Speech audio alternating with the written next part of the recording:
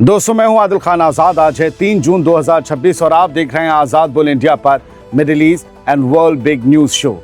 इस शो में आज आपको दिखाएंगे ईरानी ड्रोन हमले से दहला कुवैत का इंटरनेशनल एयरपोर्ट, बड़ी तादाद में आम पैसेंजर जख्मी, सिसक रहा है सीज फायर, अमेरिका ने ईरान पर फिर किया बड़ा हमला, ईरान ने भी ट्रिपल अटैक से दहलाया अमरीकी अड्डों पर मिसाइलों की बारिश, हमास के अल-कस्साम ब्रिगेड्स के अबू उबैदा आए सामने, इसराइल को दी आखिरी वार्निंग, और जुनूबी लेबनान के तिब्नीन में इसराइल मचाई भारी तबाही। आईडीएफ ने आज के लिए जारी किया है एक खतरनाक फरमान। ये दिन कुछ हेडलाइंस, खबरें होंगी इनसे ज्यादा। शुरुआत करते हैं शो की। ईरान के मिसाइल और ड्रोन हमलों के बाद कुवैत से एक बड़ी और परेशान करने वाली खबर सामने आई है। शुरुआती रिपोर्ट्स में ये कहा गया है कि कुवैत इंटरनेशनल एयरपोर्ट को निशाना बनाया गया है, जहां भारी नुकसान हुआ है और कई आम लोगों के जख्मी होने की इंफॉर्मेशन भी जारी की गई है। दोस्तों, 3 जून को ऐसा लग रहा है कि हालात एक बार फिर बेकाबू होने की तरफ बढ़ रहे हैं। अमेरिका और ईरान के बीच रात भर हमलों का तबादला हुआ, लेकिन उन हमलों की तस्वीरें और तफसील हम आपको बाद में दिखाएंगे। पहले कुवैत से आई इस बड़ी खबर को समझ लीजिए। 3 जून को सामने आई रिपोर्ट्स और तस्वीरों के मुताबिक ईरानी ड्रोन्स ने कुवैत इंटरनेशनल एयरपोर्ट के पैसेंजर टर्मिनल को निशाना बनाया, यानी ईरान ने वहां हमला किया जहां आम मुसाफिर मौजूद होते हैं। कुवैत की खबर, कुवैत की तरफ से बयान यही कह रहा है। कुवैत की डिफेंस मिनिस्ट्री के spokesman brigadier general Saud Abdul Aziz al Otaibi ने कहा कि दुश्मन के कई ड्रोन्स एयरपोर्ट तक पहुंच गए और पैसेंजर बिल्डिंग को सीरियस नुकसान पहुंचाया। उन्होंने बताया कि इस हमले में कई लोग जख्मी हुए हैं, जबकि एयरपोर्ट की इमारत को भी बड़ा नुकसान पहुंचा है। कुवैत से मेरे पास भी कुछ मैसेजेस आए, पता चला कि हाँ, लोग जख्मी हुए हैं, आम लोग जख्मी हुए हैं ईरान के हमले से। हमले के बाद कुवैत की सिविल एविएशन अथॉरिटी के तमाम कमर्शियल फ़्लाइट्स को अगले हुक्म तक रोक दिया गया है। कोई आम पैसेंजर जहाज़ हवा में नहीं है। कुवैत के आसमान में अब बस जंगी जहाज़ नज़र आ रहे हैं। कुवैती फोर्सेस ने कहा है कि वो हालात पर नज़र रखे हुए हैं और किसी भी नए सूरत हाल का जवाब देने के लिए पूरी तरह से तैयार हैं। दोस्तों, ये हमला ईरान की तरफ से उस वक्त हुआ जब अमेरिका और ईरान के बीच एक बार फिर सीधे टकराव देखने को मिले। रात भर दोनों तरफ से हमलों के दावे किए गए और अब उसके असर रीजन के दूसरे मुल्कों में भी दिखाई देने लगे हैं। रात से शहर तक ईरान और अमेरिका के बीच हमलों का तबादला हुआ है, यानी अब मामला सिर्फ अमेरिका और ईरान के बीच नहीं रह गया, बल्कि गल्फ के दूसरे मुल्क भी इसकी चपेट में आते दिखाई दे रहे हैं। पहले भी जंग में यही देखा गया था। आइए अब एक एक करके देखिए कि अमेरिका ने कैसे ईरान पर हमला किया और ईरान ने कैसे मजबूती के साथ उसका जवाब दिया।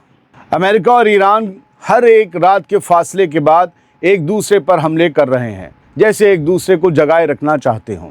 2 और 3 जून की रात अमेरिका और ईरान के बीच एक बार फिर हमलों का तबादला हुआ। दोनों तरफ से कार्रवाई के दावे किए जा रहे हैं। दोनों ने एक दूसरे पर मिसाइलें और बम बरसाए।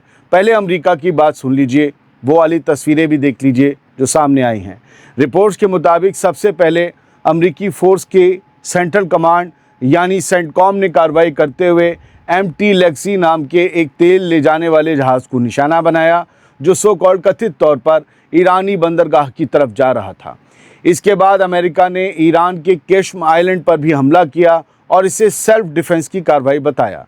लेकिन दोस्तों, इसके कुछ देर बाद ही ईरान की तरफ से जवाबी कार्रवाई के दावे सामने आए। IRGC का कहना है कि उसने 3 अलग अलग मोर्चों पर जवाब दिया। ईरान वाले हमले की तस्वीरें इस खबर के बाद हैं। ईरान ने दावा किया है कि उसकी फोर्सेस ने MSC पनाया नाम के कंटेनर जहाज़ को निशाना बनाकर उसे लूला लंगड़ा कर दिया है, यानी काम से बाहर कर दिया है, काम लग गया है। इसके अलावा कुवैत में मौजूद एक अमरीकी एयरबेस को भी निशाना बनाया गया। बहरीन में मौजूद अमरीकी 5th फ्लीट के हेडक्वार्टर्स पर भी हमला किया गया। दूसरी तरफ अमरीकी मिलिट्री की सेंट्रल कमांड यानी सेंटकॉम का कहना है कि ईरान की तरफ से दागी गई मिसाइलें अपने टारगेट्स तक नहीं पहुंच सकीं और हमारे एयर डिफेंस सिस्टम्स ने उन्हें रास्ते में ही कामयाबी के साथ गिरा दिया। तो फिर कुवैत में मची तबाही क्या है जो कुवैत कह रहा है? हालांकि सोशल मीडिया पर सामने आए कुछ वीडियोज़ में कुवैत के आसमान में एयर डिफेंस सिस्टम्स के एक्टिव होने और इंटरसेप्शंस की कोशिशें दिखाई गई हैं, जो आप भी देख रहे होंगे। इससे इलाके में टेंशन और बढ़ गई है।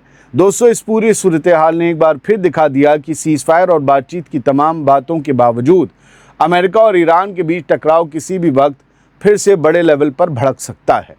अब सवाल ये है कि क्या ये सिर्फ लिमिटेड जवाबी कार्रवाई या जवाबी हमलों का सिलसिला है, या फिर मिडिल ईस्ट एक बार फिर ऐसी जंग की तरफ बढ़ रहा है जहां हर नया हमला अगले और बड़े हमले की बुनियाद बन सकता है।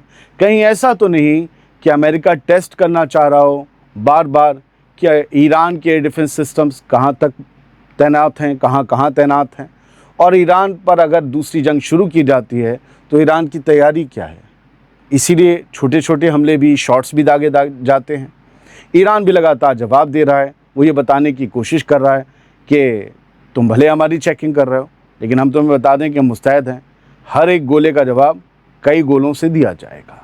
आगे बढ़ते हैं, ईरान ने क्या कहा सुनिए ज़रा। दोस्तों, 3 जून की सुबह 10 बजे ईरान की सरकारी न्यूज़ एजेंसी इना ने कुछ नए फुटेजेस जारी किए और ये दावा किया कि ये अमेरिका के ख़िलाफ़ की गई जवाबी कार्रवाई की तस्वीरें हैं। ये तस्वीरें जो मिसाइलों की दिख रही हैं, ये अमरीकी अड्डों पर दागी गई।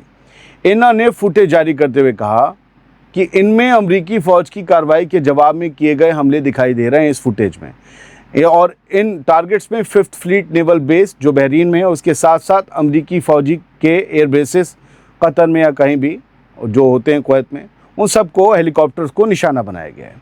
इस दौरान ईरान की तस्नीम न्यूज़ एजेंसी ने IRGC के हवाले से बताया कि IRGC ने अमरीका के ठिकानों के ख़िलाफ़ जवाबी मिसाइल और ड्रोन हमले किए हैं। हालांकि तस्नीम की रिपोर्ट में कुवैत या बहरीन का नाम सीधे तौर पर नहीं लिया गया, लेकिन इतना ज़रूर कहा गया कि कार्रवाई केशम आइलैंड पर हुए अमरीकी हमलों के जवाब में की गई है। दोस्तों, इससे पहले रात भर ऐसी रिपोर्ट सामने आती रहीं जिनमें दावा किया गया कि ईरान ने इलाके में मौजूद कई अमरीकी ठिकानों को निशाना बनाया है, जबकि अमेरिका की तरफ से ये कहा गया कि उसके एयर डिफेंस सिस्टम्स ने ज़्यादातर ख़तरों को नाकाम कर दिया है, यानी कि ड्रोन्स मिसाइलों को मार गिराया है। फ़िलहाल दोनों तरफ से अपने अपने दावे किए जा रहे हैं। जंग में दावे ही होते हैं, कोई कह दे कि नहीं वो वाला सच्चा नहीं, दावे बहुत बड़े होते हैं, नुकसान कभी कभी कम होता है। लेकिन इतना साफ है कि अमेरिका और ईरान के बीच तनाव कम होने के बजाय और ज़्यादा बढ़ता दिखाई दे रहा है। ईरान से बाहर निकलते हैं। ईरान की खबरें ओवरडोज हो गई हैं, गज़ा की खबरें दब गई हैं। गज़ा से एक बड़ी खबर आई, हमास ने इसराइल को एक बार फिर से वार्निंग देते हुए कहा है कि गज़ा और फ़लस्तीनी लोगों के ख़िलाफ़ किए जा रहे हमलों का हिसाब अभी बाकी है और इसराइल को इसकी भारी कीमत चुकानी पड़ेगी। कि बड़ी वार्निंग है जो हमास की तरफ से आई। 3 जून को हमास के फ़ौजी विंग अल-कस्साम ब्रिगेड्स के स्पोक्समैन अबू उबैदा ने ये कहा कि इसराइल के साथ हिसाब किताब तब तक खुला रहेगा जब तक उसे पूरा और सख्त जवाब नहीं मिल जाता। यानी एक तरफ ये फिर से जंग का इशारा है क्या? अबू उबैदा ने कहा कि इसराइल ये समझने की गलती कर रहा है कि रेजिस्टेंस के लीडर्स का कत्ल करके मुकावमत को कमज़ोर किया जा सकता है। उबैदा ने कहा कि इसराइल ने समझौतों की बार बार खिलाफ वर्जी की है, फ़लस्तीनी लोगों के ख़िलाफ़ अपने हमले और जुर्म जारी रखे हैं। अबू उबैदा ने कहा कि आज हर समझदार इंसान देख सकता है कि सामने एक ऐसा दुश्मन है जो किसी समझौते की परवाह नहीं करता, चाहे वो उसने किसी भी मुल्क से किया हो, और जिसने हालात को पूरी तरह गलत समझ रखा है। एक ऐसा दुश्मन सामने है, लेकिन जल्द ही उसे हालात समझ आ जाएंगे।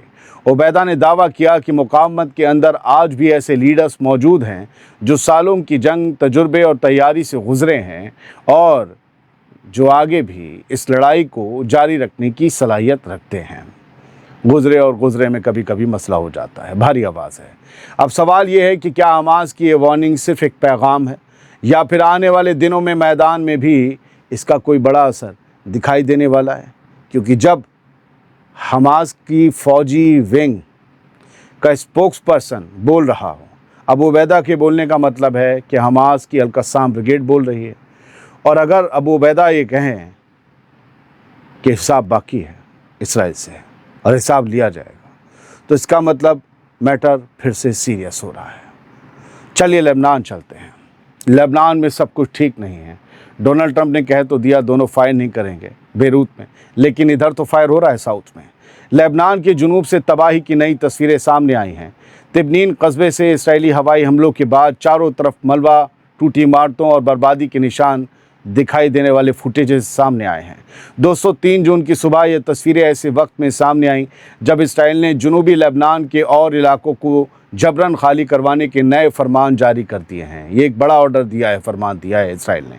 इसराइली फ़ौज ने सैदा, मस्जिद ककौरिया, अल रिज़, अल ज़र्रारिया, इन तमाम इलाके के लोगों से कहा है कि फ़ौरन अपने घर छोड़ दें और ज़हरानी दरिया के शुमाल की तरफ चले जाएं। इसराइल का दावा है कि हिज़्बुल्लाह की तरफ से सीज़ फायर की खिलाफ वर्जी की गई है और इसी वजह से वो इन इलाकों में अपनी फ़ौजी कार्रवाई बढ़ा रहा है, यानी कि यहाँ बम मिसाइलें बरसाने जा रहा है। लेकिन ज़मीन पर जो तस्वीरें सामने आ रही हैं उनमें रिहायशी इलाकों में भारी तबाही दिखाई दे रही है और बड़ी तादाद में लोग एक बार फिर अपने घर छोड़ने पर मजबूर हो रहे हैं। तबाही ऐसी लगता है कि IDF इसराइल नहीं चाहते कि कभी यहाँ पर सालों तक लोग बस सकें। हालांकि ये उनका वहम है, जैसे गज़ा में था। दोस्तों तिब्नीन से आई इन तस्वीरों ने साफ दिखा दिया है कि जंग और बमबारी का असर सिर्फ मोर्चों तक, महाज तक महदूद नहीं रहता, बल्कि पूरे कस्बे और बस्तियां उसकी चपेट में आ जाते हैं।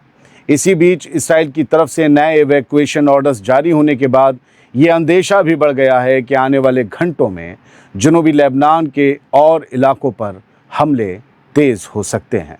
बस इतनी सी खबरें थीं जो आप तक पहुंचानी थी। खबरें तो बहुत सी हैं, लेकिन ये छोटा वीडियो बनाया कि ऑलरेडी बहुत लेट हो गया।